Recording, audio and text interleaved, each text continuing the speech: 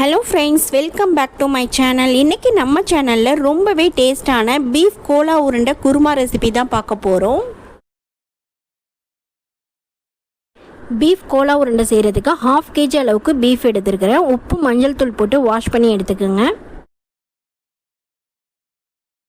சின்ன சின்ன பீஸாக போன்லெஸ் பீஸாக கட் பண்ணி எடுத்துக்கணும். கட் பண்ணி வச்சுருக்க போன்லெஸ் பீஸ் எல்லாத்தையுமே கிரைண்ட் பண்ணி எடுத்துக்கலாம். நீங்கள் நிறைய எடுத்துருந்தீங்கன்னா அதில் கொஞ்சம் கொஞ்சமாக போட்டு கிரைண்ட் பண்ணிக்கிங்க. பல்ஸ் மோடில் வச்சு தான் கிரைண்ட் பண்ணணும், அப்போ தான் நல்லா அரையும். பீஃப் கறி எடுத்துருக்கிறதுனால கொஞ்சம் சக்கையாக இருக்கும். நீங்கள் இந்த மாதிரி கிரைண்ட் பண்ணி எடுத்துக்கோங்க.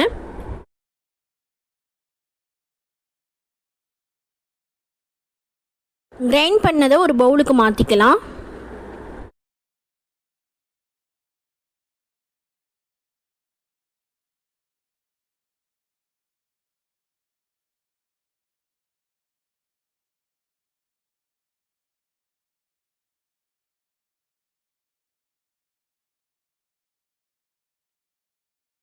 இதே மாதிரியே மீதி இருக்கிற கறியையும் அரைச்சிக்கலாம்.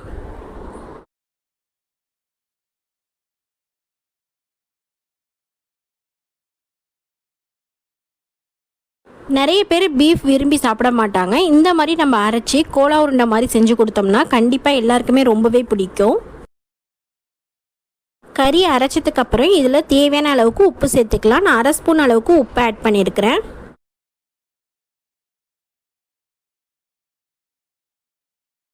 அடுத்து 1/2 ஸ்பூன் அளவு மஞ்சள் தூள் சேர்த்துக்கலாம். காரத்துக்கு தேவையான அளவுக்கு மிளகாய் தூள் சேர்த்துக்குங்க. நான் 1 ஸ்பூன் அளவுக்கு மிளகாய் தூள் ஆட் பண்ணியிருக்கிறேன். வீட்டில் அரைச்ச கரம் மசாலா தூள் 1 ஸ்பூன் அளவுக்கு சேர்த்துக்கலாம். மிளகு ஜீரகத்தூள் 1/2 ஸ்பூன் அளவுக்கு ஆட் பண்ணியிருக்கிறேன். அடுத்து ஒரு பச்சை மிளகாய் சேர்த்துருக்கிறேன், சின்னதாக கட் பண்ணி. 2 மீடியம் சைஸ் ஆனியனை கட் பண்ணி சேர்த்துக்கலாம்.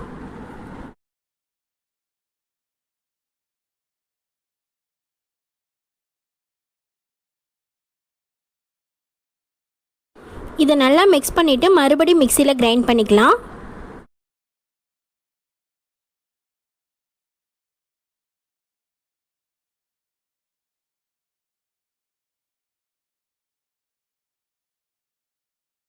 மசாலா ஆட் பண்ணி அரைச்சதுக்கப்புறம் கடைசியாக 1/2 ஸ்பூன் அளவுக்கு ஜிஞ்சர் கார்லிக் பேஸ்ட் ஆட் பண்ணிக்கலாம்.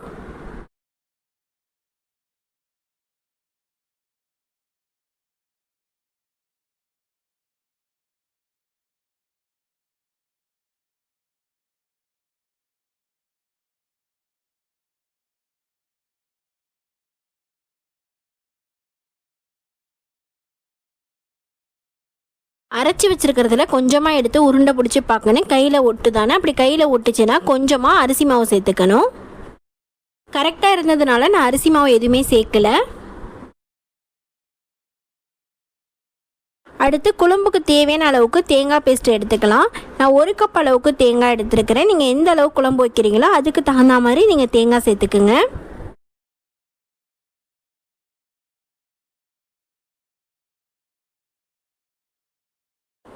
அடுத்து மீடியம் சைஸில் 4 ஆனியன் சின்ன சின்னதாக கட் பண்ணிக்கலாம்.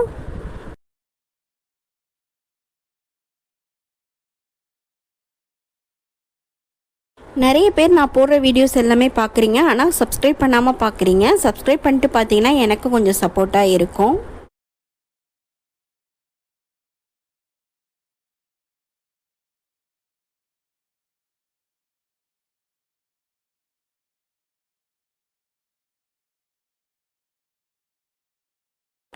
அடுத்து 2 தக்காளி எடுத்துருக்கிறேன், அதையும் சின்ன சின்னதாக கட் பண்ணிக்கலாம்.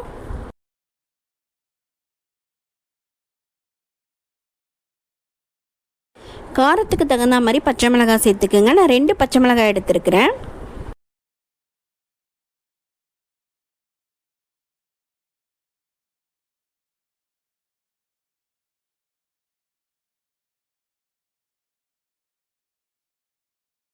அடுத்து பேனில் 2 ஸ்பூன் அளவுக்கு ஆயில் ஆட் பண்ணியிருக்கிறேன். ஆயில் நல்லா ஹீட் ஆகணும். ஹீட் ஆகினதுக்கு அப்புறம் 2 பீஸ் பட்டை சேர்த்துக்கலாம்.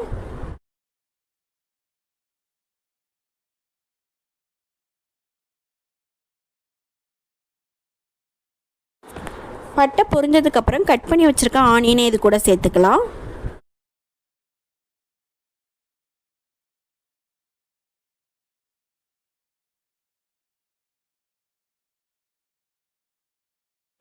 ஆனியன் சேர்த்து பச்சை வாசனை போகிற வரைக்கும் நல்லா வதக்கணும்.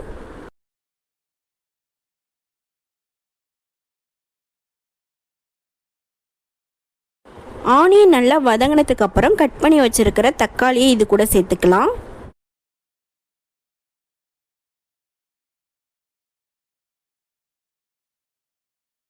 பச்சை மிளகாய் பொடிசா கட் பண்ணி வச்சிருக்கிற அதையும் இது கூட சேர்த்துக்கலாம்.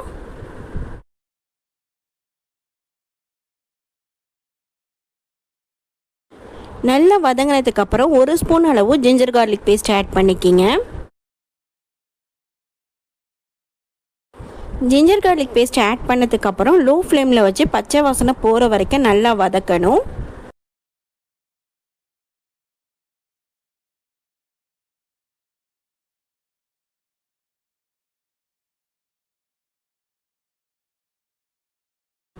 நல்லா வதங்கினதுக்கு அப்புறம் 1 ஸ்பூன் அளவு மிளகாய்த்தூள் சேர்த்துக்கலாம். உங்களுக்கு காரம் எந்த அளவு வேணுமோ அதுக்கு தகுந்த மாதிரி நீங்கள் மிளகாய்த்தூள் ஆட் பண்ணிக்கிங்க.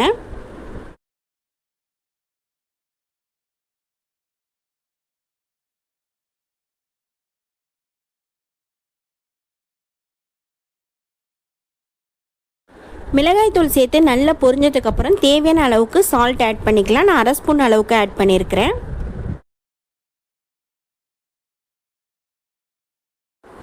அடுத்து வீட்டில் அரைச்ச கரம் மசாலா தூள் 1 ஸ்பூன் அளவுக்கு சேர்த்துருக்கிறேன்.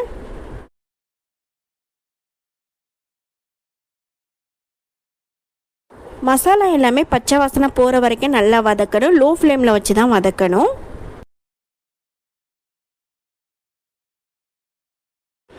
அடுத்து அரைச்சி வச்சுருக்கிற முந்திரி தேங்காய் பேஸ்ட்டை இது கூட சேர்த்துக்கலாம். நீங்கள் தேங்காய் அரைக்கும் போது அதில் ஒரு 4-5 முந்திரி போட்டு சேர்த்து அரைச்சி எடுத்துக்கோங்க.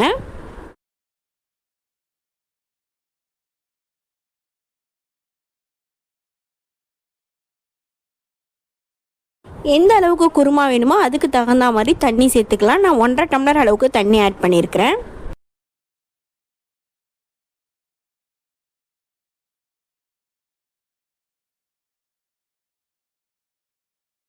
அடுத்து 1.5 ஸ்பூன் அளவு மல்லித்தூள் சேர்த்துக்கலாம். நம்ம குழம்பு செய்கிறத விட குருமாக்கு கம்மியாக தான் மல்லித்தூள் சேர்க்கணும்.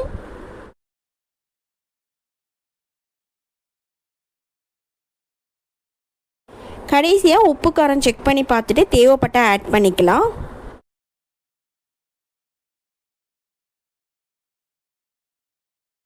எல்லாத்தையுமே நல்லா மிக்ஸ் பண்ணிவிட்டு 5 மினிட்ஸ் வரைக்கும் லோ ஃப்ளேமில் நல்லா கொதிக்க வைக்கணும். அடுத்து அரைச்சி வச்சிருக்கிற கறியில் கோலா உருண்டை பொரிச்சு எடுத்துக்கலாம். உங்களுக்கு எந்த சைஸில் வேணுமோ அந்த சைஸில் பால் மாதிரி உருட்டி எடுத்துக்கோங்க. கறி கையில் எடுக்கும் போது கொஞ்சம் கூட ஒட்டாமல் இருக்கணும். அப்படி ஒட்டுச்சுன்னா கொஞ்சமாக அரிசி மாவு சேர்த்துக்கலாம்.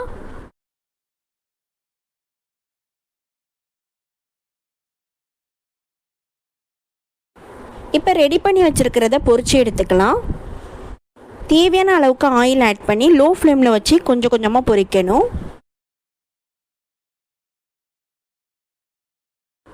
இந்த மாதிரி நல்லா ஃப்ரை பண்ணதுக்கப்புறம் ஏற்கனவே ரெடி பண்ணி வச்சுருக்கிற குருமாலை இதை எல்லாத்தையுமே சேர்த்துக்கலாம். கோலா உருண்டை பொரிக்கும் போதே நல்லா வேகணும். அதனால லோ ஃப்ளேமில் வச்சே பொரிக்கணும். இப்போ கோலா உருண்டை சேர்த்ததுக்கப்புறம் ஒரு 5 மினிட்ஸ் வரைக்கும் கொதிக்க விடணும். அதுக்கப்புறம் ஸ்டவ் ஆஃப் பண்ணிடலாம். ஓகே ஃப்ரெண்ட்ஸ், நல்ல சூப்பரான பீஃப் கோலா உருண்டை குருமா ரெடி ஆகிடுச்சு. இதே ரெசிபி நீங்களும் வீட்டில் ட்ரை பண்ணி பாருங்கள். என்னோடய வீடியோஸ் பிடிச்சிருந்தால் லைக் பண்ணுங்கள், சப்ஸ்கிரைப் பண்ணிங்க.